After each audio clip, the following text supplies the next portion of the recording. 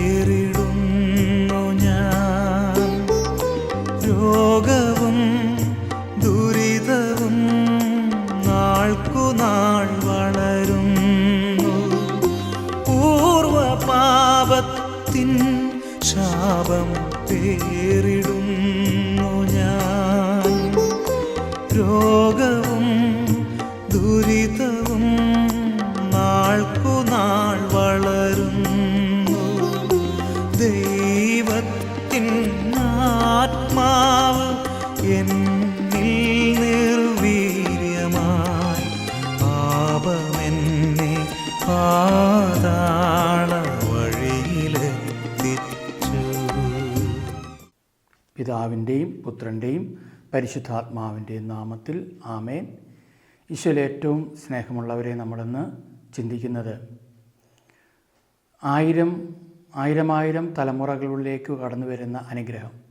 ആയിരം തലമുറകളിലേക്ക് കടന്നു വരുന്ന അനുഗ്രഹം 3, 4 തലമുറകളിലേക്ക് കടന്നു വരുന്ന ശിക്ഷയുമായിട്ട് ബന്ധപ്പെട്ട മേഖലകളെക്കുറിച്ചൊന്ന് ചിന്തിക്കുകയാണ്.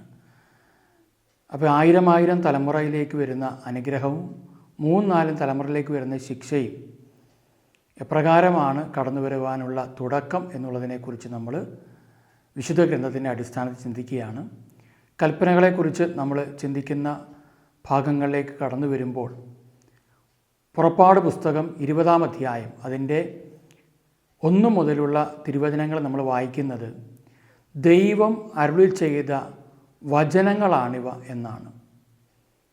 ദൈവമായ കർത്താവ് ഇസ്രായേൽ ജനത്തിന് അതോടൊപ്പം തന്നെ ലോകം മുഴുവനിലുമുള്ള എല്ലാ ജനതകൾക്കും വേണ്ടി അവിടുന്ന് തൻ്റെ കൈ വിരലുകൊണ്ട് എഴുതിയ കൽപ്പനകൾ മോശ വഴി നമുക്ക് നൽകപ്പെട്ടു. ആ നൽകപ്പെട്ട കൽപ്പനകളിലൂടെയാണ് നമ്മൾ ഈ ദിവസങ്ങളിൽ കടന്നു പോകുന്നത്. അങ്ങനെ കടന്നു പോകുന്ന ആ കൽപ്പനകളെ കടന്നു പോകുമ്പോൾ അവിടെ പ്രധാനമായിട്ട് പറയുന്ന 2 ഭാഗങ്ങളാണ് 1000 തലമുറയെക്കുറിച്ചും 3, 4 തലമുറയുള്ള ശിക്ഷയെക്കുറിച്ചും. ചിലപ്പോൾ ചിലർക്ക് ഇത് കേൾക്കുമ്പോൾ പൂർവീകരുടെ പാപം എന്നെ ബാധിക്കുമോ, അല്ലെങ്കിൽ പൂർവ്വപിതാക്കന്മാർ ചെയ്ത തെറ്റ് ഞാൻ നിരപരാധിയാണ് പക്ഷേ എന്നിലേക്ക് കടന്നു വരുമോ എന്നൊക്കെ ഉള്ള ചിന്ത വരും. അതിനെല്ലാം വ്യക്തമായ രീതിയിൽ വിശുദ്ധ ഗ്രന്ഥത്തിൽ ഉത്തരമുണ്ട്. കർത്താവ് തന്നെ അത് എപ്രകാരം കടന്നു വരുമെന്നും അതെങ്ങനെ പരിഹരിക്കാമെന്നും എല്ലാം വ്യക്തമായ രീതിയിൽ നമുക്ക് ബൈബിളിലൂടെ കടന്നു പോകുമ്പോൾ കാണുവാനായിട്ട് സാധിക്കും. അപ്പം ഞാനിനി പറയുന്ന പല കാര്യങ്ങളും ചിലപ്പോൾ കേൾക്കുമ്പോൾ ചിലർ വിമർശനവുമായിട്ടൊക്കെ വരും. എനിക്ക് അവരോട് പറയാനുള്ള ഒറ്റ കാര്യമേ ഉള്ളൂ, നിങ്ങൾ ബൈബിൾ വായിക്കുക, വചനം വായിക്കുക. ശാസ്ത്രത്തിൻ്റെയോ ലോകത്തിൻ്റെയോ ആശയങ്ങൾ നിരവധിയുണ്ട്. നമ്മളതല്ല ഇവിടെ ചർച്ച ചെയ്യുന്നത്. നമ്മൾ നോക്കുന്നത് നമ്മളെ സൃഷ്ടിച്ച നമ്മുടെ ദൈവമായ കർത്താവ് നമുക്ക് വേണ്ടി ഒരുക്കി വച്ചിരിക്കുന്ന നിരവധിയായ അനുഗ്രഹങ്ങളും കൃപകളും എല്ലാം ഉണ്ട്. അത് സ്വന്തമാക്കാനായിട്ട് നമ്മിൽ എന്താണ് തടസ്സം നിൽക്കുന്നത്? ചിലപ്പോൾ ഈ വിമർശിക്കുന്നവരുടെ കുടുംബത്തിലും ചിലപ്പോൾ ഇതൊക്കെ ഉണ്ടായേക്കാം. ചിലർ പല പ്രശ്നങ്ങളുണ്ടെങ്കിലും അവർ ഒന്നും അറിയാത്തതുപോലെ ഇങ്ങനെ പോകുന്നത് കാണാൻ പറ്റും. പക്ഷെ അത് അനുഭവിക്കുന്നവർക്ക് അതിൻ്റെ വേദന അറിയുകയുള്ളൂ. ഇവിടെ പറയുന്ന വ്യക്തികൾ അല്ലെങ്കിൽ ഇന്ന മേഖല, ഓരോ മേഖല പറയുമ്പോഴും അവരെ ആരെയും നമ്മൾ മാറ്റി നിർത്താനോ അവരെ ദൈവം അനുഗ്രഹിക്കത്തില്ല എന്ന് പറയുവാനോ അല്ല. പിന്നെയോ ഈ അവസ്ഥ എങ്ങനെ വന്നു എന്ന് കണ്ടുപിടിക്കാനും ആ അവസ്ഥയിൽ നിന്ന് യേശു ആഗ്രഹിക്കുന്ന, ദൈവം ആഗ്രഹിക്കുന്ന ഒരു ശരിയായ അവസ്ഥയിലേക്ക് കടന്നു വന്ന് ആ മേഖലകളിൽ ഒരു സൗഖ്യം, ഒരനുഗ്രഹം സ്വന്തമാക്കി ക്രിസ്തുവിന് വേണ്ടി ജീവിക്കുക എന്നുള്ളതിനെക്കുറിച്ചാണ്. അപ്പം അതുകൊണ്ട് കൽപ്പനകളോടെ നമ്മൾ കടന്നു പോകുമ്പോൾ പലപ്പോഴും നമുക്ക് അംഗീകരിക്കാൻ പറ്റാത്ത നിരവധി കാര്യങ്ങൾ, അതുമായിട്ട് ബന്ധപ്പെട്ട മേഖലകളിൽ അംഗീകരിക്കാൻ പറ്റാത്ത നിരവധി കാര്യങ്ങളുണ്ട്. അപ്പം നമുക്കത് ചിലപ്പോൾ അംഗീകരിക്കാൻ പറ്റിയെന്ന് വരികയില്ല. പക്ഷെ കർത്താവിൻ്റെ വചനത്തോട് ചേർന്ന് നിൽക്കുമ്പോൾ നമുക്കത് അംഗീകരിക്കാനായിട്ട് സാധിക്കും. കർത്താവ് നമ്മളെ സഹായിക്കും. അപ്പോൾ ആ മേഖലയെക്കുറിച്ചാണ് നമ്മളിനി ചിന്തിക്കുന്നത്. പുറപ്പാട് പുസ്തകത്തിലാണിത് പ്രധാനമായിട്ടും രേഖപ്പെടുത്തിയിരിക്കുന്നത്. നിയമാവർത്തന പുസ്തകത്തിലുണ്ട്, മറ്റു പല പ്രവചന ഗ്രന്ഥത്തിലും, അതുപോലെ തലമുറകളുമായിട്ടുള്ള ബന്ധങ്ങളെക്കുറിച്ചൊക്കെ സുവിശേഷങ്ങളുമെല്ലാം നമ്മൾ വായിക്കുന്നുണ്ട്. അപ്പോൾ ഇത് കേൾക്കുന്നവരോട് എനിക്ക് പറയാനുള്ള മറ്റൊരു കാര്യം, നിങ്ങളിൽ ഏതെങ്കിലും രീതിയിൽ, ഞാൻ ഇനി പറഞ്ഞു പോകുന്ന ചില മേഖലകളിൽ ഏതെങ്കിലും രീതിയിൽ തകർച്ചകൾ അനുഭവിക്കുന്നവരുണ്ടെങ്കിൽ തീർച്ചയായിട്ടും അവരിത് കേൾക്കണം, അവരിത് മനസ്സിലാക്കിയിട്ട് ഈ മേഖലകളിൽ അവർക്ക് അനുഭവത്തിലേക്ക്, അനുഗ്രഹത്തിലേക്ക് വരുവാൻ സാധിക്കും. ഒരു കാര്യം ആദ്യമേ തന്നെ പറയുകയാണ്, നമ്മുടെ പ്രാർത്ഥനയെക്കാളും ഏറ്റവും മുമ്പിൽ നിൽക്കേണ്ട ഒന്ന് വിശുദ്ധീകരണമാണ്. ഒരു വിശുദ്ധീകരണം നടക്കുമ്പോഴാണ് നമുക്ക് എന്ത് ചെയ്യാൻ പറ്റുക, നമ്മുടെ വിശ്വാസം ശരിയാവുക. വിശ്വാസം ശരിയായി കഴിയുമ്പോഴാണ് പ്രാർത്ഥനയിലേക്ക് നമ്മൾ കടന്നു വരിക. അതുകൊണ്ട് ഒരുപാട് പേര് പ്രാർത്ഥിക്കുന്നുണ്ട്, പക്ഷേ ഒരു കാര്യത്തിൽ അവർക്ക് പൂർണ്ണമോ ഒരു വിടുതലോ ഒരു മോചനമോ ഒരു സ്വാതന്ത്ര്യമോ ലഭിക്കുന്നില്ല. ഈശോ പറഞ്ഞു, പുത്രൻ നിങ്ങളെ സ്വതന്ത്രരാക്കിയാൽ നിങ്ങൾ യഥാർത്ഥത്തിൽ സ്വതന്ത്രരാകും. യോഹന്നാൻ സുവിശേഷം 8-ാം അധ്യായത്തിൽ നമ്മൾ വായിക്കുന്നതാണ്. അപ്പോൾ പുത്രൻ നമ്മളെ സ്വതന്ത്രരാക്കണം. യേശുക്രിസ്തുവിലൂടെ മാത്രമേ നമുക്ക് ഈ മേഖലയിൽ ശാശ്വതമായൊരു സ്വാതന്ത്ര്യമുള്ളൂ. അതുകൊണ്ടാണ് നമ്മൾ കാണുന്നത്, കർത്താവിനെ നമ്മൾ കാണുന്നു കേൾക്കുന്നു എന്നൊക്കെ പറയുമെങ്കിലും വചനപ്രകാരം ഇങ്ങനെയാണ്. മത്തായി സുവിശേഷം 5-ാം അധ്യായം 8-ൽ നമ്മൾ വായിക്കുന്നുണ്ട്, ഹൃദയശുദ്ധി ഉള്ളവർ ഭാഗ്യവാന്മാർ, അവർ ദൈവത്തെ കാണും. ഹെബ്രായർ 12:14 നമ്മൾ വായിക്കുന്നുണ്ട്, എല്ലാവരോടും സമാധാനത്തിൽ വർത്തിച്ച് വിശുദ്ധിക്ക് വേണ്ടി പരിശ്രമിക്കുവാൻ. വിശുദ്ധി കൂടാതെ ആർക്കും ദൈവത്തെ ദർശിക്കുക അല്ലെങ്കിൽ കാണുക സാധ്യമല്ല. ഇപ്പോൾ പ്രാർത്ഥിക്കാൻ ആർക്കും നമുക്ക് പറ്റും, എല്ലാ മേഖലകളും പ്രാർത്ഥന നടക്കുന്നുണ്ട്. പക്ഷെ ദൈവത്തെ അറിഞ്ഞിട്ടാണോ, കണ്ടിട്ടാണോ, ദൈവം ആരാന്ന് മനസ്സിലാക്കിയിട്ടാണോ എന്നാണ് ഇതിനകത്തുള്ളൊരു പ്രശ്നം. കാരണം പ്രശ്നങ്ങൾ വർദ്ധിക്കും തോറും പ്രാർത്ഥന കൂടിക്കൊണ്ടിരിക്കും. പ്രാർത്ഥന കൂടുന്തോറും ഒരു പ്രശ്നം വരുന്നത് എന്താണെന്ന് വെച്ച് കഴിഞ്ഞാൽ, തങ്ങൾ ആഗ്രഹിച്ച കാര്യങ്ങൾ നടക്കാതെ വരുമ്പോൾ വിശ്വാസം നഷ്ടപ്പെടും. അപ്പം അതുകൊണ്ട് എന്നെ കേൾക്കുന്നതിൽ നിങ്ങൾക്ക് മറ്റുള്ളവർക്ക് ഇത് പങ്കുവെച്ച് കൊടുക്കാം. കാരണം ഈ മേഖല അവർക്കുണ്ടെങ്കിൽ അതിനൊരു കാരണമുണ്ട്. ആ മേഖലയിൽ നിന്ന് അവർക്ക് തീർച്ചയായിട്ടും സ്വാതന്ത്ര്യമുണ്ട്, മോചനമുണ്ട് എന്നുള്ളത് അറിയുക. അതിന് വലിയ കാര്യങ്ങളൊന്നും ചെയ്യേണ്ട ആവശ്യമില്ല. നമ്മൾ വ്യക്തിപരമായി നമ്മുടെ ജീവിതത്തിൽ ദൈവവുമായിട്ടുള്ളൊരു ബന്ധത്തിലായിരുന്നു കൊണ്ട് നമുക്കത് മാറ്റിയെടുക്കുവാനായിട്ട് സാധിക്കും. അങ്ങനെ കർത്താവിൽ വിശ്വസിച്ച് കർത്താവ് തരുന്ന ഓരോ മേഖലകളിലൂടെ നമ്മൾ കടന്നു പോകുമ്പോൾ, ഇത് വളരെ വിശാലമായൊരു മേഖലയാണിതെല്ലാം. നമ്മൾ സമയത്തിനനുസരിച്ച് ഓരോന്നോരോന്നായിട്ട് നമ്മളിനി ഓരോ ആഴ്ചകളിൽ ചിന്തിച്ച് പോകുന്നു എന്ന് മാത്രം. മക്കളില്ലാത്ത ഒരുപാട് പേരുണ്ട്, പല രീതിയിൽ മക്കളില്ലാത്ത മേഖലയുണ്ട്. ഒന്ന്, മക്കൾ അവർക്കില്ല. മറ്റൊന്ന്, അവർക്ക് കുഞ്ഞ് ഉദരത്തിലായി ഏതാനും മാസം കഴിഞ്ഞപ്പോൾ അത് ഉദരത്തിൽ വെച്ച് നഷ്ടപ്പെട്ടു പോയി, മരിച്ചുപോയി. ഇനി ചിലർക്ക് കുട്ടികൾ ഉണ്ടാകുന്നുണ്ട്, പക്ഷേ ആ കുട്ടികൾക്കൊരു പ്രത്യേകതയുള്ളത് വളർച്ചക്കുറവ്, അംഗവൈകല്യങ്ങൾ, ബുദ്ധിമാന്ദ്യം, ഓട്ടിസം അങ്ങനെയൊക്കെ ഉള്ളതുണ്ട്. ഉൽപ്പത്തി പുസ്തകം 1-ാം അധ്യായത്തിൽ നമ്മൾ വായിക്കുന്നത് ഇങ്ങനെയാണ്. അതൊക്കെ ഇനി വിശദമായിട്ട് നമ്മൾ ചിന്തിക്കും. സന്താന പുഷ്ടിയുള്ളവരായി പെരുകി ഭൂമിയിൽ നിറയണമെന്ന്. സന്താന പുഷ്ടി. അപ്പോൾ ദൈവം ഒരിക്കലും, ഞാനിങ്ങനെ പറഞ്ഞു പോകുന്നു മാത്രമേ ഉള്ളൂ, ഇതിനെല്ലാം വചനമുള്ളതാണ്. അതിലൂടെ എല്ലാം നമ്മൾ അടുത്ത സെക്ഷനുകളിൽ, ഈ സെക്ഷനിലൊക്കെ ആയിട്ട് ചിന്തിക്കും. അവിടെ പറഞ്ഞു പോകുന്നത് ഇങ്ങനെയാണ്, ദൈവം ഒരിക്കലും ഒരു അംഗവൈകല്യമുള്ളതോ രോഗമുള്ളതോ എന്തെങ്കിലും പോരായ്മയുള്ളതുമായ ഒരു കുഞ്ഞിനെ ജനിപ്പിക്കില്ല ദൈവത്തിൻ്റെ സൃഷ്ടി. പക്ഷേ ജനിപ്പിക്കുന്ന മാതാപിതാക്കൾ കിടക്കുന്ന പാപത്തിൻ്റെയോ ഏതെങ്കിലും ശാപബന്ധനങ്ങളുടെയോ മറ്റു തകർച്ചകളുടെ പരിണിത ഫലമായി ജനിക്കുന്ന കുട്ടികളിൽ അത് കടന്നു വരുവാൻ സാധ്യതയുണ്ട്. ഇത് നമ്മൾ ബൈബിളിൽ കാണുന്ന കാര്യം വെച്ചുകൊണ്ട് തന്നെ ശാസ്ത്രത്തിനും അതങ്ങനെ തന്നെ പറയാൻ പറ്റും. അപ്പോൾ നമ്മൾ ബൈബിളാണ് ചിന്തിക്കുന്നത്, വചനമാണ് ചിന്തിക്കുന്നത്. അപ്പോൾ അതുകൊണ്ട് ചിലരൊക്കെ ചിന്തിക്കുന്നൊരു കാര്യമുണ്ട്, അങ്ങനെയുള്ള കുട്ടികൾ ദൈവത്തിൻ്റെ ദാനമല്ലേ? ദൈവത്തിൻ്റെ ദാനമാണോ അല്ലയോ എന്നുള്ളത് ബൈബിളിലൂടെ പോകുമ്പോൾ നമുക്ക് കണ്ടെത്താൻ പറ്റും. പ്രധാനമായിട്ടൊരു കാര്യമുള്ളത്, ആ കുട്ടികൾ നിരപരാധികളാണ്. അംഗവൈകല്യമുള്ളൊരു കുഞ്ഞാണെങ്കിലും പോരായ്മയുള്ളൊരു കുട്ടി ജനിക്കുകയാണെങ്കിലും അതിൽ ആ കുട്ടികൾ നിരപരാധികളാണ്. പക്ഷേ അവരെ മാതാപിതാക്കൾ ആ മേഖല ദൈവസന്നിധിയിൽ എന്തുകൊണ്ട് വന്നു എന്ന് കണ്ടുപിടിച്ച് അനുദപിച്ച് ആ മേഖലയിലേക്ക് കടന്നു വരുന്നില്ല എങ്കിൽ എന്ത് സംഭവിക്കുമെന്ന് വെച്ച് കഴിഞ്ഞാൽ അടുത്ത തലമുറകളിലേക്കും അപ്രകാരമുള്ള ചില പ്രശ്നങ്ങൾ ബാധിക്കുവാനായിട്ട് സാധ്യതയുണ്ട്. അപ്പോൾ ഞാനത് ചുരുക്കി പറഞ്ഞതേ ഉള്ളൂ. ഇനി നമുക്ക് അതിൻ്റെ വിശദാംശങ്ങൾ പിന്നെ പോവാം. അതുപോലെ തന്നെ തലമുറകൾ നടക്കുന്ന ചില ദുർമരണങ്ങൾ, ഏതെങ്കിലും ഒരു കുടുംബത്തിലേക്കൊക്കെയുള്ള ദുർമരണം, ഒരു ആത്മഹത്യയായിരിക്കാം, അല്ലെങ്കിൽ ഒരു അപകടമരണമായിരിക്കാം. ചില കുടുംബങ്ങളിൽ നടക്കുന്ന ഒരു കാര്യമാണ്, വിവാഹത്തിൻ്റെ തലേ ദിവസം തന്നെ ചെറുക്കൻ മരിച്ചു പോകുന്നു, അല്ലെങ്കിൽ വിവാഹം കഴിഞ്ഞ് ഏതാനും മാസം കഴിയുമ്പോൾ ഈ ആൺകുട്ടിയും പെൺകുട്ടിയും അല്ലെങ്കിൽ പുരുഷനും സ്ത്രീയും വിവാഹിതരാകാൻ പോകുന്ന ആ പെൺകുട്ടിയും ആൺകുട്ടിയും മരിച്ചു പോകുന്നു. അത് പല രീതിയിൽ മരിച്ചേക്കാം. അപ്പോൾ നമ്മൾ ഇതിനെയൊന്നും ഒരു ഭയാനകമായ മേഖലയെക്കുറിച്ചല്ല ചിന്തിക്കുന്നത്. പിന്നെയോ ഇത് എന്തുകൊണ്ട് വന്നു എന്ന് കണ്ടെത്തി കഴിഞ്ഞാലുള്ള ഗുണം അടുത്ത തലമുറകളിൽ നമുക്ക് ആ മേഖലകൾ അതോടൊപ്പം തന്നെ ചില ക്രമീകരിക്കാനുള്ള കാര്യങ്ങളുണ്ട്. അത് ക്രമീകരിക്കപ്പെടാൻ പറ്റും. കാരണം ദൈവം ഒരിക്കലും ഒരു മനുഷ്യനെ നശിപ്പിക്കുന്നവനല്ല. ജെറമ്യാ പ്രവചന പുസ്തകം 29 നമ്മൾ വായിക്കുന്നുണ്ട്. അത് ഇസ്രായേലിന് വേണ്ടിയിട്ടുള്ള ദൈവിക വാഗ്ദാനമാണ്, അതോടൊപ്പം തന്നെ നമുക്കുള്ള വാഗ്ദാനമാണ്. അവിടെ പറയുകയാണ്, നിങ്ങളെക്കുറിച്ചൊരു നല്ല പദ്ധതി മാത്രമേ എൻ്റെ മനസ്സിലുള്ളൂ, നിങ്ങളെ നശിപ്പിക്കാനായിട്ടുള്ളതൊന്നും എൻ്റെ മനസ്സിലില്ല, നിങ്ങളുടെ നാശത്തിനായിട്ടുള്ള ഒന്നുമില്ല, ശുഭകരമായ ഭാവിയാണുള്ളത്. അപ്പം ഒരാൾ ചിന്തിക്കുകയാണ്, ശുഭകരമായൊരു ഭാവിയെക്കുറിച്ച് ബൈബിൾ പറഞ്ഞിട്ട് എന്തുകൊണ്ട് ശുഭകരമല്ലാത്ത അശുഭമായൊരു ഭാവി, ഒരു നാശം, തകർച്ച? ഇപ്പോൾ പ്രാർത്ഥിച്ചു ഒരുപാട്, പക്ഷേ അതിന് ഓപ്പോസിറ്റായിട്ടാണ് സംഭവിക്കുന്നത്. ഉടനെ അടുത്തൊരു ചിന്ത വരുന്നത്, ഇത് ദൈവത്തിൻ്റെ പദ്ധതിയായിരിക്കും.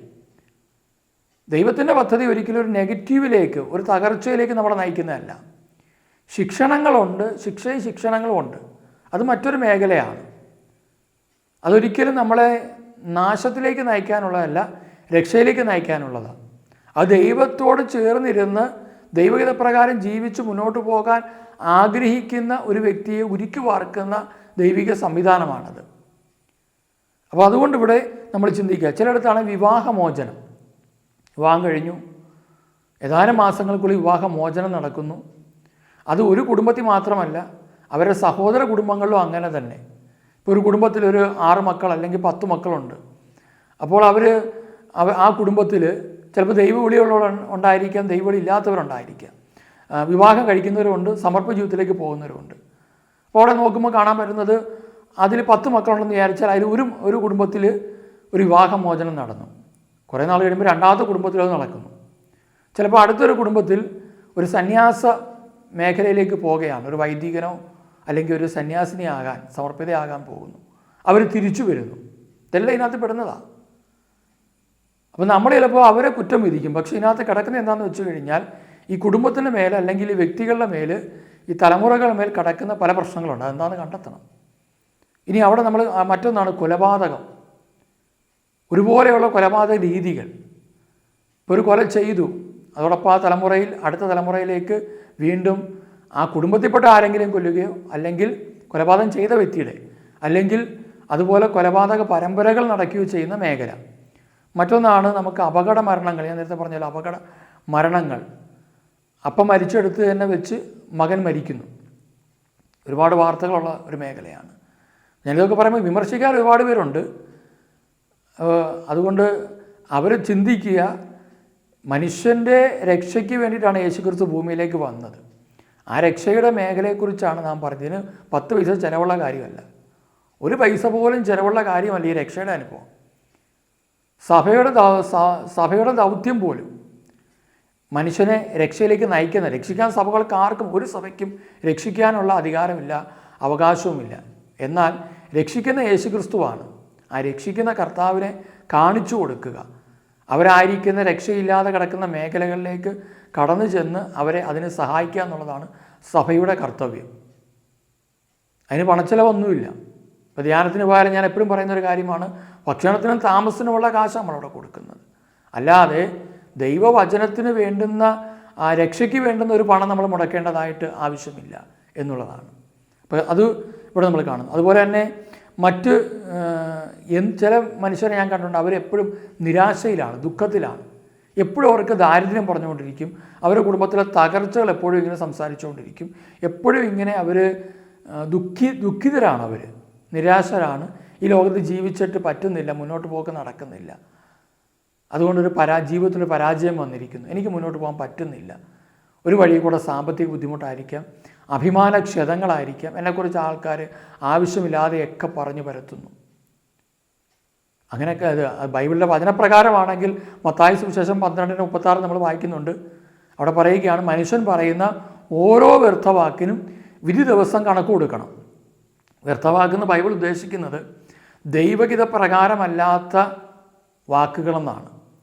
ദൈവം പറഞ്ഞിട്ടാണോ നിങ്ങൾ ഈ കാര്യം പറയുന്നത്? ദൈവം പറഞ്ഞിട്ടാണോ നിങ്ങൾ ഈ കാര്യം സംസാരിക്കുന്നത്? ദൈവം പറഞ്ഞതുപോലെയാണോ നിങ്ങൾ ഈ കാര്യം ചർച്ച ചെയ്യുന്നത്? അത് പ്രധാനപ്പെട്ടൊരു കാര്യമാണ്. ദൈവം പറയാത്തൊരു കാര്യം നമ്മൾ പറയുമ്പോഴെല്ലാം, നമ്മൾ പറയുന്നുണ്ട്, പക്ഷേ പറയുമ്പോഴെല്ലാം നമ്മുടെ മേലൊരു വിധി വന്നിട്ടുണ്ടെന്ന് ഓർത്തുകൊള്ളണം. ചിലപ്പം മറ്റുള്ളവരുടെ നല്ലതിന് വേണ്ടിയിട്ട് പറയുന്ന പല കാര്യങ്ങൾ, നല്ല ഒരു മനുഷ്യനെ രക്ഷയിലേക്ക് നയിക്കാനുള്ള കാര്യങ്ങൾ നമ്മൾ പറയണം. പക്ഷേ അതിൻ്റെ പിന്നാമ്പുറങ്ങളിൽ ഒരു കൈയടി കിട്ടാനാണെങ്കിൽ, അല്ലെങ്കിൽ ആ മേഖലയിൽ ഏതെങ്കിലും രീതിയിലൊരു ആദായം ഞാൻ കണ്ടെത്തിക്കൊണ്ട് ഞാൻ 2 വാക്ക് അവനോട് പറഞ്ഞിട്ടുണ്ട്, അതുകൊണ്ട് നിഗളിക്കുകയാണെങ്കിൽ, ആഗ്രഹിക്കുകയാണെങ്കിൽ അത് അപകടമാണ്. അപ്പോൾ ഇതെല്ലാം നമ്മൾ മനസ്സിലാകും. അതുകൊണ്ട് ബൈബിളിൽ വ്യക്തമായിട്ടെല്ലാം രേഖപ്പെടുത്തി വെച്ചിട്ടുണ്ട്. ഒരു വാക്കിന് പോലും കർത്താവ് വിധി കൽപ്പിക്കുകയാണെങ്കിൽ അതിൻ്റെ പിന്നാമ്പുറങ്ങളിലേക്ക് വരുന്ന പിന്നെ ബാക്കിയുള്ള കാര്യങ്ങളുടെ അവസ്ഥ എത്രത്തോളം ഗൗരവമാണെന്ന് കണ്ടെത്തിയാൽ മതി. ഓക്കെ, ഇനി അപ്പോൾ ഇങ്ങനെയുള്ള കാര്യം ഇതെല്ലാം ജ്ഞാനത്തിൻ്റെ പുസ്തകത്തിലും എല്ലാ പുസ്തകങ്ങളും നമുക്കിത് കാണാൻ പറ്റും. ഞാനത് പിന്നെ നമുക്ക് സമയം പോലെ നമുക്ക് അതിനെക്കുറിച്ച് ചിന്തിച്ച് കടന്നു പോകാവുന്നതാണ്. മറ്റൊരു കാര്യമുള്ളത്, നമുക്ക് തുടർച്ചയായിട്ട് ഈ പറഞ്ഞ സന്ദേശങ്ങളിലൂടെ നമ്മൾ വീണ്ടും കടന്നു വരികയാണ്. അവിടെ നമ്മൾ കാണുന്നൊരു കാര്യങ്ങൾ ഓരോ മേഖലകൾ നമ്മൾ ചിന്തിക്കും. അതിൻ്റെ ഇടയ്ക്ക് ഞാനിത് നമ്മുടെ ധ്യാനത്തിൻ്റെ 1-2 കാര്യം വേഗം പറഞ്ഞു പോകുകയാണ്. നിങ്ങൾ ഇത് കാണുകയും കേൾക്കുകയും ചെയ്യുമ്പോൾ ഒരു കാര്യം എപ്പോഴും ശ്രദ്ധിക്കേണ്ടത്, ഇത് പൂർണ്ണമായിട്ടും കാണുവാനും ഉൾക്കൊള്ളുവാനും ശ്രമിക്കണം. ഇല്ലെങ്കിൽ നമ്മൾ ഈ മുറിവൈദ്യൻ ആളെക്കൊല്ലും എന്ന് പറഞ്ഞതുപോലെ മുറിഭാഗം മാത്രം, കുറച്ച് ഭാഗം മാത്രം കേട്ടിട്ട് പൊയ്ക്കഴിഞ്ഞാൽ അത് നിങ്ങളുടെ തന്നെ ആത്മനാശത്തിന് കാരണമായി മാറും. ഞാൻ ഈ പറയുന്ന സന്ദേശങ്ങളെല്ലാം നിങ്ങൾ കേൾക്കണമെന്നൊരു നിർബന്ധമല്ലത്. അതിന് തുടർച്ചയായിട്ട് വരുന്ന കാര്യങ്ങൾ മനസ്സിലാക്കിയില്ലെങ്കിൽ അത് പിന്നെ ഒരു പൂർണ്ണതയില്ലാതെ പോവുകയും ഒരു അപകടാവസ്ഥയിലേക്ക് പോവുകയും ചെയ്യും. ചിലർ അങ്ങനെ ഒരു ചഞ്ചല മനസ്സുള്ളവരുണ്ട്. അവരെല്ലാ ടോക്കും കേൾക്കുന്നുണ്ട്, പക്ഷേ ഒരു സന്ദേശത്തിൽ അവർ വ്യക്തമായി മനസ്സിലാക്കി ഉറച്ചു നിൽക്കുകയോ ചെയ്യത്തില്ല. അവരിങ്ങനെ ചഞ്ചല മനസ്സുമായിട്ട് നടക്കും. യാക്കോസ്യ പറയുന്നുണ്ട്, അങ്ങനെയുള്ളവർക്ക് ഒരിക്കലും ദൈവാനുഗ്രഹം ഉണ്ടാവുകയില്ല എന്നുള്ളതാണ് വചനം പറയുക. അപ്പോൾ അതുകൊണ്ട് ഇത് പൂർണ്ണമായിട്ട് കാണുക, ഉൾക്കൊള്ളുക. ഇതിൻ്റെ ഇടയ്ക്ക് എന്തെങ്കിലും നമ്മൾ അറിയിപ്പുകൾ വരികയാണെങ്കിൽ സ്കിപ്പ് ചെയ്ത് പോകരുത്. അതും കൂടെ നമുക്ക് ഉപകാരപ്പെടുന്ന ചില കാര്യം പറഞ്ഞെന്ന് മാത്രമേ ഉള്ളൂ. 21 ദിവസം ഉപവാസ പ്രാർത്ഥന നമുക്ക് നാളെ മുതൽ ആരംഭിക്കുകയാണ്. 21-ാം തീയതി മുതൽ ആരംഭിച്ച് നമ്മൾ ഓഗസ്റ്റ് 11-ാം തീയതി അത് തീരുകയാണ്. അപ്പം 21 ദിവസമാണ് അത് ഉള്ളത്. ആ ധ്യാനത്തിലേക്ക് നമ്മൾ പ്രവേശിക്കുകയാണ്. അപ്പം നിങ്ങൾക്ക് വേണ്ടിയൊക്കെ പ്രാർത്ഥിക്കുന്നുണ്ട്. അപ്പോൾ നിങ്ങളുടെ ആർക്കെങ്കിലും പ്രാർത്ഥനാ സഹായം ആവശ്യമാണെങ്കിൽ നിങ്ങൾ വാട്സപ്പിൽ മെസ്സേജ് ഇടുക. 21 ദിവസ പ്രാർത്ഥനയിൽ ഞങ്ങൾ നിങ്ങളെ ഓർക്കുന്നതായിരിക്കും. നിങ്ങളുടെ ആവശ്യങ്ങൾക്ക് വേണ്ടി പ്രാർത്ഥിക്കും.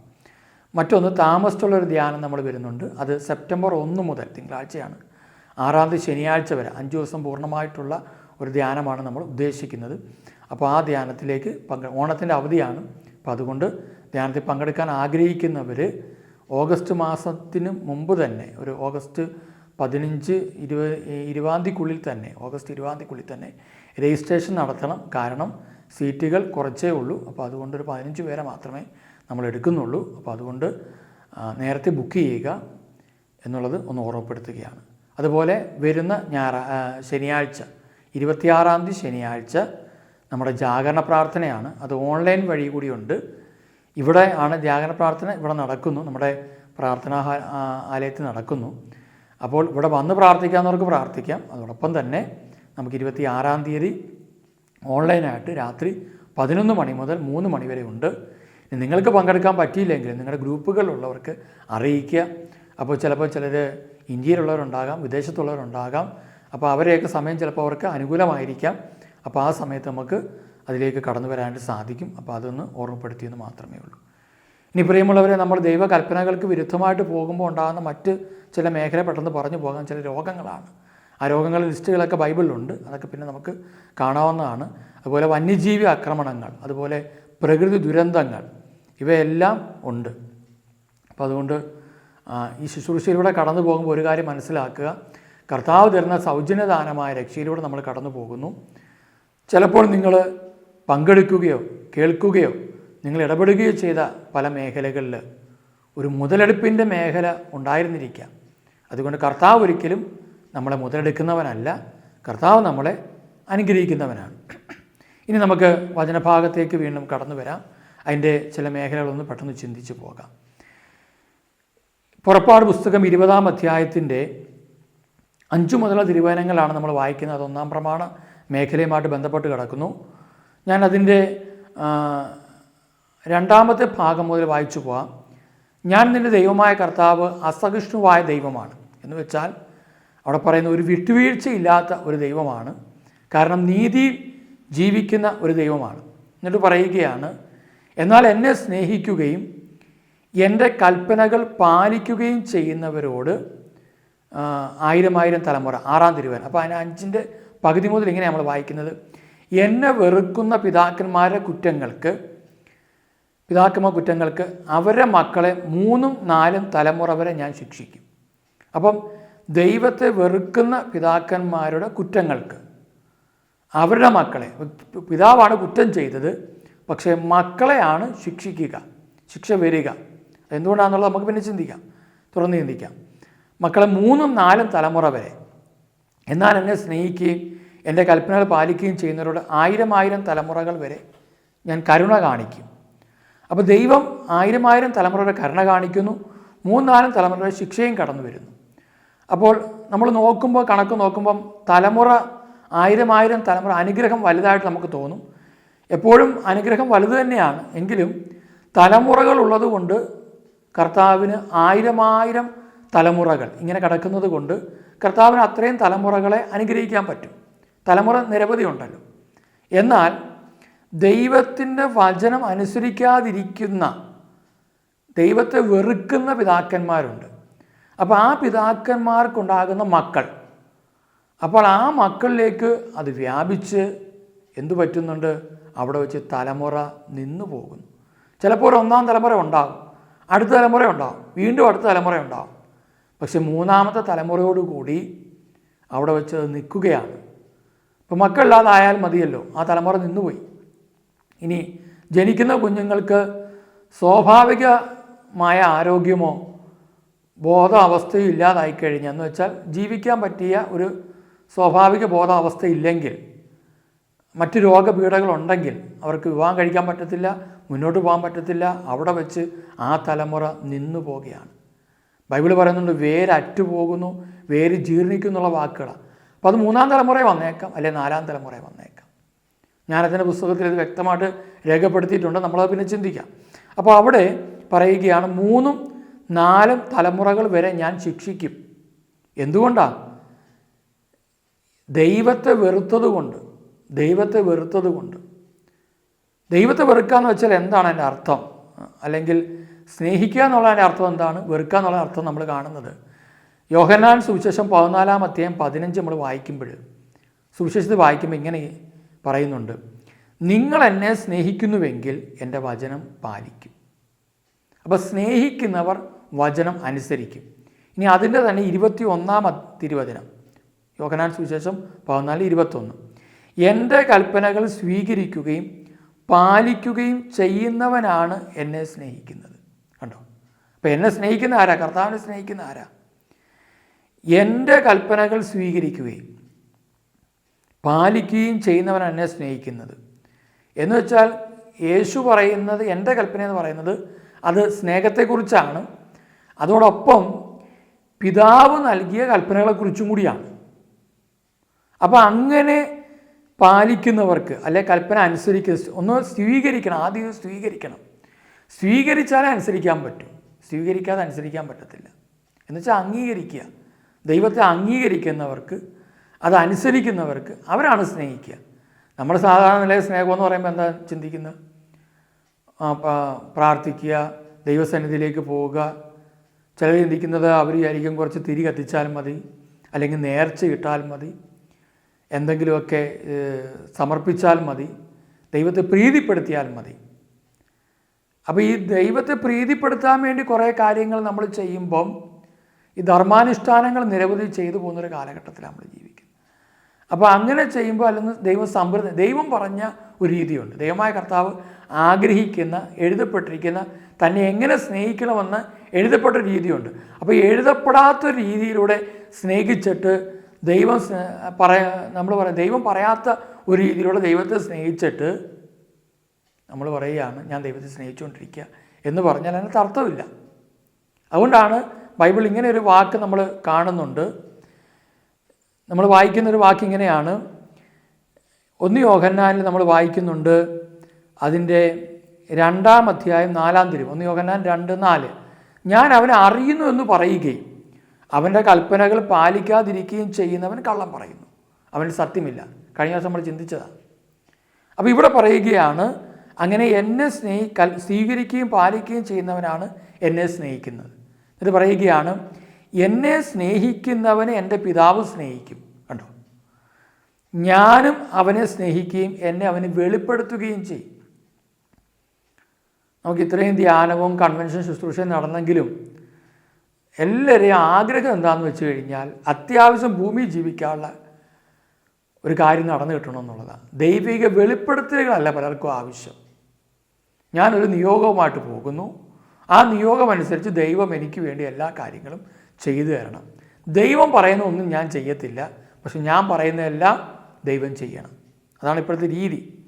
അപ്പോൾ ഇവിടെ പറയുകയാണ്, എന്നെ സ്നേഹിക്കുന്നവനെ എൻ്റെ പിതാവ് സ്നേഹിക്കും, ഞാനും അവനെ സ്നേഹിക്കുകയും എന്നെ അവന് വെളിപ്പെടുത്തുകയും ചെയ്യും. ഇനി 23-ാം തിരുവചനം, യേശു പ്രതിവചിച്ചു, എന്നെ സ്നേഹിക്കുന്നവൻ എൻ്റെ വചനം പാലിക്കും. പുറപ്പാട് പുസ്തകം 20:1 മുതൽ നമ്മൾ വായിക്കുന്നു, ദൈവം അരുളി ചെയ്ത വചനങ്ങളാണ് ഓരോ കൽപ്പനകളും. അപ്പോൾ ഇവിടെ പറയുകയാണ്, എന്നെ സ്നേഹിക്കുക, എൻ്റെ വചനം പാലിക്കും. അപ്പോൾ എൻ്റെ പിതാവ് അവനെ സ്നേഹിക്കുകയും ഞങ്ങൾ അവൻ്റെ അടുത്ത് വന്ന് അവനിൽ വാസം ഉറപ്പിക്കുകയും ചെയ്യും. കർത്താവ് അവരുടെ കൂടെ നിൽക്കും. ഇനി ആരാ വെറുക്കുന്നത്? എന്നെ സ്നേഹിക്കാത്തവനോ? കാരണം കർത്താവിനെ സ്നേഹിക്കുന്നില്ലെങ്കിൽ കർത്താവിനെ വെറുക്കുകയാണ് ഞാൻ. കർത്താവിനെ ഇഷ്ടപ്പെടുന്നില്ല, സ്നേഹിക്കുന്നില്ല. എന്നെ സ്നേഹിക്കാത്തവനോ എൻ്റെ വചനങ്ങൾ പാലിക്കുന്നില്ല. നിങ്ങൾ ശ്രവിക്കുന്ന ഈ വചനം എൻ്റേതല്ല, എന്നെ അയച്ച പിതാവിൻ്റേതാണ്. ഇപ്പോൾ വ്യക്തമായല്ലോ. ഇപ്പോൾ ഇവിടെ പറയുകയാണ്, എന്നെ സ്നേഹിക്കാത്തവനോ എൻ്റെ വചനങ്ങൾ പാലിക്കുന്നില്ല. അപ്പോൾ വചനം പാലിക്കാത്തവരെല്ലാം കർത്താവിനെ സ്നേഹിക്കാത്തവരും കർത്താവിനെ വെറുക്കുന്നവരുമാണ്. അങ്ങനെയുള്ളവരുടെ ഏതെങ്കിലും ഒരു തലമുറയിൽ, ഒന്നുകിൽ 3-ാം തലമുറ അല്ലെ 4-ാം തലമുറയിൽ ഒരു ശിക്ഷ കടന്നു വരികയാണ്. അപ്പോൾ രക്ഷയിലേക്ക് വരാൻ ഒറ്റ മാർഗ്ഗമേ ഉള്ളൂ, കർത്താവിൻ്റെ വചനം അനുസരിക്കുക. അതാണ് ഞാൻ നേരത്തെ പറഞ്ഞത്. നമ്മൾ ഒരുപാട് പണം ചെലവാക്കി പ്രാർത്ഥിക്കുന്നു, ഓരോ സ്ഥലങ്ങളിൽ ഓടി നടക്കുന്നു, എന്തെല്ലാം ചെയ്യാവോ അതെല്ലാം ചെയ്യുന്നു, ഒരുപാട് പണം ചെലവാക്കിയുള്ള വഴികൾ നോക്കി പോയിക്കൊണ്ടിരിക്കുകയാണ്. എന്നാൽ ഈ പാവങ്ങളായ മനുഷ്യരുടെ കയ്യിൽ പണമൊന്നുമില്ല, അവർ തീരെ കടത്തിലാണ്, ദുരിതത്തിലാണ്, ദാരിദ്ര്യത്തിലാണ്. പക്ഷേ അവർക്ക് വേണ്ടി ശുശ്രൂഷ എന്ന് പറഞ്ഞിരിക്കുന്ന പല സ്ഥലങ്ങളും സമ്പന്നമായിക്കൊണ്ടിരിക്കുന്നു. പക്ഷേ അവിടേക്ക് വരുന്നവർ പലപ്പോഴും വീണ്ടും വീണ്ടും ദാരിദ്ര്യത്തിലേക്ക് പോയിക്കൊണ്ടിരിക്കുന്നു. അപ്പോൾ ശുശ്രൂഷയിൽ പങ്കെടുക്കുന്നവരും അനുഗ്രഹിക്കപ്പെടണം. അവരും സമ്പന്നരാകുകയെന്ന് വെച്ചാൽ അവരെ കടമൊക്കെ മാറി, പ്രശ്നങ്ങൾ മാറി, തകർച്ചകൾ മാറി പുരോഗതിയിലേക്ക് വരണം. അത് കർത്താവ് ആഗ്രഹിക്കുന്നു. ശുശ്രൂഷാലയം അങ്ങനെ വരണം. പക്ഷേ ഇതിപ്പോൾ സംഭവിക്കുക എന്താണെന്ന് വെച്ച് കഴിഞ്ഞാൽ, മനുഷ്യനിങ്ങനെ എന്നും ദുരിതത്തിലും ദുഃഖത്തിലും നിന്ന് മാറാൻ പറ്റാതെ ഇങ്ങനെ ഓടി നടക്കുകയാണ്. ജെറമ്യാ പ്രവചന പുസ്തകത്തിൽ നമ്മൾ 32-ാം അധ്യായത്തിൻ്റെ 18 വായിക്കുന്നുണ്ട്, ഒന്നും അങ്ങേക്ക് അസാധ്യമല്ല, അങ്ങ് 1000 തലമുറകളോട് കാരുണ്യം കാണിക്കുന്നു, എന്നാൽ പിതാക്കന്മാരെ അകൃത്യത്തിന് മക്കളോട് പകരം വീട്ടുകയും ചെയ്യുന്നു.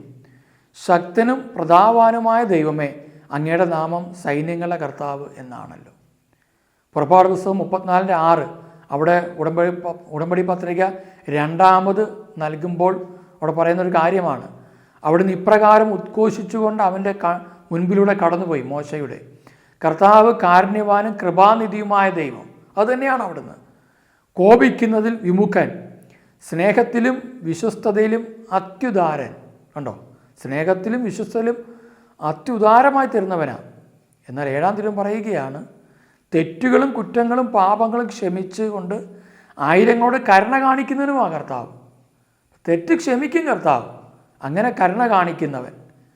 എന്നാൽ കുറ്റവാളിയുടെ നേരെ കണ്ണടയ്ക്കാതെ പിതാക്കന്മാരുടെ കുറ്റങ്ങൾക്ക് മക്കളെയും മക്കളുടെ മക്കളെയും 3-4 തലമുറയോളം ശിക്ഷിക്കുന്നവൻ. കണ്ടോ, അപ്പോൾ നമ്മൾ അനുഗ്രഹത്തിലേക്ക് വരാൻ വിളിക്കപ്പെട്ടവരാണ്. കിടക്കുന്ന ശിക്ഷയെല്ലാം മാറി 1000 തലമുറയുടെ അനുഗ്രഹത്തിലേക്ക് നമ്മൾ കടന്നു വരണം. അതിനു വേണ്ടിയിട്ടാണ് ഈ ശുശ്രൂഷകളിലൂടെ നമ്മൾ ഓരോരോ സ്റ്റെപ്പ് ബൈ സ്റ്റെപ്പായിട്ട് പോകുന്നത്. അതുകൊണ്ട് പ്രിയമുള്ളവരെ, നമ്മുടെ ജീവിതത്തിൽ ഇന്ന് നമുക്ക് കർത്താവിന് വിട്ടുകൊടുക്കാൻ നമ്മുടെ ജീവിതത്തെ അവിടുന്ന് ഏറ്റെടുക്കട്ടെ, അവിടുന്ന് അനുഗ്രഹിക്കട്ടെ, ഒരു പുതിയ ജീവൻ നയിക്കാൻ നമുക്ക് സാധിക്കട്ടെ. ഇപ്പോൾ പ്രിയമുള്ളവരെ, നിങ്ങൾ ഈ സന്ദേശം തീർച്ചയായിട്ടും എല്ലാവർക്കും അയച്ചു കൊടുക്കണം. നിരവധി പേര് അത് കാണട്ടെ, കേൾക്കട്ടെ, അറിയട്ടെ. അങ്ങനെ ഇപ്പോൾ അവരായിരിക്കുന്ന, ഞാൻ ആദ്യം പറഞ്ഞു പോയ കുറേ മേഖലകളുണ്ട്. ആ മേഖലകളിൽ വളരെയേറെ പ്രശ്നങ്ങളിൽ കടന്ന് വളരെയേറെ വേദനിക്കുന്ന നമ്മുടെ പ്രിയപ്പെട്ട സഹോദരങ്ങളെ നമുക്ക് തിരിച്ചു കൊണ്ടുവരാനായിട്ട് സാധിക്കും. ക്രിസ്തു അതിന് റെഡിയാണ്, കർത്താവ് അതിന് തയ്യാറാണ്. നമ്മൾ ധ്യാനങ്ങളെല്ലാം വെച്ചേക്കുന്നത് അതിനൊക്കെ വേണ്ടിയിട്ടാണ്. കാരണം ഒരു മനുഷ്യൻ പോലും രക്ഷ അനുഭവിക്കാൻ പോകരുത്. അതോടൊപ്പം തന്നെ അവർക്ക് എന്തെങ്കിലും ബുദ്ധിമുട്ടുണ്ടെങ്കിൽ അത് നമുക്ക് വെറുതെ ഒരു പ്രാർത്ഥന കൊണ്ട് പരിഹരിക്കാവുന്ന മാത്രമല്ലിത്. ഇത് അവരുടെ ജീവിതത്തിൽ അവരെ തെറ്റ് കണ്ടെത്തി തിരിച്ചു വന്ന് അനുദപിച്ചാൽ മാത്രമേ അവിടെ ദൈവിക ഇടപെടലുണ്ടാകത്തുള്ളൂ. അങ്ങനെയാണ് കർത്താവ് അത് ക്രമീകരിച്ച് വെച്ചിരിക്കുന്നത്. അപ്പം നമ്മളത് അവർക്ക് ചിലപ്പം കുറേ എണ്ണക്കണക്കിന് പ്രാർത്ഥനകൾ 33, 40 എന്നൊക്കെ പറഞ്ഞ് കുറേ എണ്ണം പ്രാർത്ഥന കൊണ്ട് പ്രാർത്ഥിച്ചുകൊണ്ട് കാര്യമില്ല. ചിലപ്പോൾ അതൊക്കെ അവർക്ക് ഒരു മേഖല ശരിയായി കിട്ടിയേക്കാം, പക്ഷെ അടുത്ത മേഖലയിലേക്ക് പ്രശ്നം വരും. കാരണം എന്താ വെച്ചാൽ ഈ അടിസ്ഥാന പ്രശ്നം അവിടെ കിടക്കുകയല്ലേ. അപ്പം അതുകൊണ്ട് ആണ് ഈ മേഖല നമ്മൾ ഒന്ന് ചിന്തിച്ചു പോയത്. സമയം ചിലപ്പോൾ ഇച്ചിരി അധികമായേക്കാം, എങ്കിലും നിങ്ങളത് മറ്റുള്ളവർക്ക് പങ്കുവെച്ച് കൊടുക്കണം, അവരോട് പറയണം. അതോടൊപ്പം തന്നെ നമ്മുടെ എല്ലാ ശുശ്രൂഷകളും സൗജന്യമാണ്. അപ്പോൾ കർത്താവ് തീർച്ചയായിട്ടും നമുക്ക് ഇതിനകത്ത്, ഞാൻ നേരത്തെ പറഞ്ഞല്ലോ, 10 പൈസ ചിലവില്ലാത്തൊരു കാര്യം ഇതല്ല. പക്ഷേ പലപ്പോഴും മനുഷ്യനെ സംബന്ധിച്ചിടത്തോളം അവൻ ആവശ്യമില്ലാത്ത കാര്യത്തിനാണ് കൊണ്ടുപോയി പണം മുടക്കി തങ്ങളുടെ ജീവിതം തകർത്തുകൊണ്ടിരിക്കുന്നത്. അപ്പോൾ അതുകൊണ്ട് ദൈവസന്നിധിയിലേക്ക് നമുക്ക് തിരിച്ചു വരാം, എളിമപ്പെടാം. നമ്മുടെ ധ്യാനങ്ങളെക്കുറിച്ചെല്ലാം ഞാൻ പറഞ്ഞു. അപ്പോൾ നിങ്ങൾ സാധിക്കുന്നവരതിൽ പങ്കെടുക്കുക. നിങ്ങൾ ഫോൺ വിളിക്കുക, അത് ഫോൺ വിളിച്ച് അതിനെക്കുറിച്ച് അറിഞ്ഞ് അത് മനസ്സിലാക്കി രജിസ്റ്റർ ചെയ്തിട്ടാണ് നമ്മൾ ധ്യാനങ്ങൾ പോകുന്നത് എന്നുള്ള കാര്യം കൂടി ഓർമ്മപ്പെടുത്തുന്നു. നമുക്ക് ഈ മേഖലകളെ സമർപ്പിച്ച് ദൈവസന്നിധി പ്രാർത്ഥിക്കാം. കാരുണ്യവാനായ കർത്താവെ, ഞങ്ങളുടെ ജീവിതത്തിൽ വന്നുപോയ ഓരോ വീഴ്ചകളെയും ഞങ്ങൾ മനസ്സിലാക്കി തരണമേ. പല വീഴ്ചകളും അത് കുഴപ്പമില്ല എന്ന് ചിന്തിച്ചു പോയതായിരിക്കാം. ആ വീഴ്ചകളിലെല്ലാം അങ്ങേക്ക് ഹിതകരമല്ലാത്ത ഒരുപാട് പ്രശ്നങ്ങൾ ചെയ്തതിൻ്റെ പരിണിത ഫലങ്ങളാണ്. പക്ഷേ ഞങ്ങളുടെ അഹങ്കാരം ചിലപ്പോൾ എളിമപ്പെടുവാനായിട്ട് അനുവദിക്കാതെ അതൊന്നും കുഴപ്പമില്ല, ദൈവത്തിൻ്റെ പദ്ധതിയാണെന്നൊക്കെ പറഞ്ഞ് രക്ഷപ്പെടാനുള്ള ശ്രമങ്ങൾ നടത്തുന്നുണ്ടാകാം. സ്വർഗീയ അപ്പ, അങ്ങ് നൽകിയ ഓരോ വാഗ്ദാനങ്ങളും ഞങ്ങളുടെ ജീവിതത്തിൽ പൂർത്തിയാക്കപ്പെടുവാൻ തടസ്സമായി നിൽക്കുന്നതിന് ഞങ്ങൾക്ക് കാണിച്ചു തരണമേ. അവിടെ ഞങ്ങളോട് കൂടെ നിന്ന് മക്കളായ ഞങ്ങളെ സ്നേഹത്തോടെ പരിപാലിച്ച് വഴി നടത്തുന്നതിന് നന്ദി പറയുന്നു. അങ്ങ് ഞങ്ങളോട് കാണിക്കുന്ന കരുണയ്ക്ക് നന്ദി പറയുന്നു, ദീർഘക്ഷമയ്ക്ക് നന്ദി പറയുന്നു. ഈശോയെ, ഞങ്ങൾ അങ്ങേക്ക് നന്ദി പറയുന്നു. കർത്താവെ, അവിടുന്ന് ഞങ്ങൾക്ക് വേണ്ടി ഞങ്ങളുടെ പാപങ്ങൾ, രോഗങ്ങൾ, ശാപങ്ങൾ, ഞങ്ങൾ കണ്ടെത്തുന്ന ഓരോ പ്രശ്നങ്ങളെല്ലാം പരിഹരിക്കാൻ വേണ്ടി കാൽവരി കുരിശിൽ അങ്ങ് ഞങ്ങൾക്ക് വേണ്ടി മരിച്ചു, ബലിയായി തീർന്നു. ഞങ്ങളിലുള്ള എല്ലാ പാപബന്ധനങ്ങളെയും ഏറ്റെടുത്ത് ഞങ്ങളെ വിശുദ്ധീകരിച്ചു. എല്ലാത്തിനും ഞങ്ങൾ നന്ദി പറയുന്നു. പരിശുദ്ധാത്മാവെ, അങ്ങ് ഞങ്ങൾക്ക് വ്യക്തമായ പാപബോധം, വിശുദ്ധീകരണത്തിൻ്റെ മേഖലകൾ വെളിപ്പെടുത്തുന്നതിനായിട്ട് നന്ദി പറയുന്നു. പരിശുദ്ധാത്മാവ് ഞങ്ങളെ സഹായിക്കുന്നതിന് നന്ദി പറയുന്നു. തുറന്ന് ഞങ്ങളുടെ ജീവിതത്തിൽ എപ്പോഴും അങ്ങയുടെ ശക്തി വെളിപ്പെട്ട് മുന്നോട്ട് പോകാൻ ഞങ്ങളെ സഹായിക്കണമേ. പരിശുദ്ധ അമ്മേ, ഞങ്ങളെ സഹായിക്കണമേ. അമ്മ തലമുറകളെക്കുറിച്ച് വിശകലനത്തിൽ പറഞ്ഞ കാര്യങ്ങൾ ഞങ്ങൾ ഓർക്കുന്നു. അടുത്ത സന്ദേശങ്ങളിലൊക്കെ അതൊന്ന് മനസ്സിലാക്കുവാൻ ഞങ്ങളെ ഒരുക്കണമേ. മിഖാൽ, ഗബ്രിയേൽ, റഫേൽ ദൂതന്മാരെ ഞങ്ങളെ സഹായിക്കണമേ. കർത്താവ് ഞങ്ങൾക്ക് വേണ്ടി ഒരുക്കി വെച്ചിരിക്കുന്ന കാവൽമാലാഖമാരെ ഞങ്ങളെ സഹായിക്കണമേ. ഞങ്ങൾക്ക് മുമ്പേ ദൈവീക സത്യങ്ങൾ തിരിച്ചറിഞ്ഞ് ക്രിസ്തുവിനോട് അതിയായ സ്നേഹം കാണിച്ച് കടന്നുപോയ വിശുദ്ധരെ, നീതിമാന്മാരെ പ്രാർത്ഥനയിൽ ഓർക്കണമേ. പിതാവിൻ്റെയും പുത്രൻ്റെയും പരിശുദ്ധാത്മാവിൻ്റെയും നാമത്തിൽ ആമേൻ. ഈശോയിൽ സ്നേഹമുള്ളവരെ, ഈ സന്ദേശം ചെയ്ത് ദീർഘിച്ചതുകൊണ്ട് നിങ്ങൾക്കെല്ലാവർക്കും നന്ദി പറയും. നിങ്ങളെല്ലാം ഇത് കാണുവാനും കേൾക്കുവാനും ഒക്കെ ആയിട്ടുള്ള താല്പര്യം കാണിച്ചതിന് നിരവധി പേർക്ക് ഇത് പങ്കുവെച്ചു കൊടുക്കുക. കാരണം നമുക്ക് സാധിക്കുന്നിടത്തോളം ഇപ്രകാരമുള്ള ഒരു സന്ദേശം തന്നെ നിങ്ങൾ പങ്കുവെച്ച് കൊടുക്കുന്നതിനൊരു സുവിശേഷ വേലയാണ്. കാരണം ചിലപ്പോൾ നിങ്ങൾക്ക് അവരോട് പറയാൻ പറ്റാത്ത ചില കാര്യങ്ങളുണ്ടാകാം. എന്നാൽ ഇത് നിങ്ങൾക്ക് നിങ്ങളുടെ മൊബൈലിൽ നിന്ന് തന്നെ നിങ്ങൾക്കിത് ഷെയർ ചെയ്ത് കൊടുക്കാനായിട്ട് സാധിക്കും. അതുവഴി നിങ്ങൾ വലിയ സുവിശേഷ വേല ചെയ്യുന്നു. അതുകൊണ്ട് ഈ മേഖലകൾ ദൈവസന്നിധിയിലേക്ക് നമുക്ക് വിട്ടുകൊടുക്കാം. കർത്താവ് നമ്മളെല്ലാവരും അനുഗ്രഹിക്കട്ടെ. നിങ്ങളുടെ കുടുംബങ്ങളെയും നിങ്ങളുടെ മേലെ അനുഗ്രഹിക്കട്ടെ. നിങ്ങളുടെ കുടുംബങ്ങളിൽ കിടക്കുന്ന തലമുറകളുടെ ബന്ധനങ്ങൾ അഴിച്ച് കർത്താവ് സ്വതന്ത്രമാകട്ടെ. ഈ ശുശ്രൂഷ പങ്കെടുത്തതിന് എല്ലാവർക്കും നന്ദി. കർത്താവ് എല്ലാവരെയും സമർത്ഥമായിട്ട് അനുഗ്രഹിക്കട്ടെ. Praise the Lord. Thank you. കരുണ തോന്നണേ, അലിവു തോന്നണേ, പാപിയാണു ഞാൻ നാഥ, പാപിയാണു ഞാൻ. കരുണ തോന്നണേ, അലിവു തോന്നണേ, പാപിയാണു ഞാൻ നാഥ, പാപിയാണു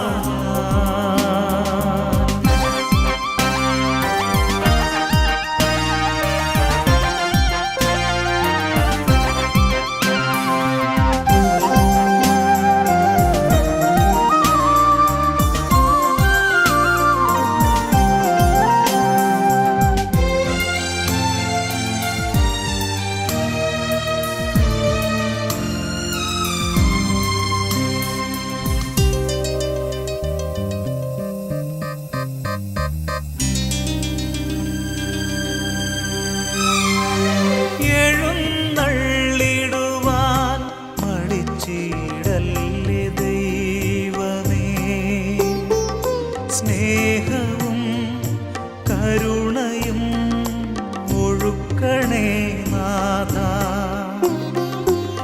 എഴുന്നള്ളിടുവാൻ മടിച്ചിടല്ലേ ദൈവമേ, സ്നേഹവും കരുണയും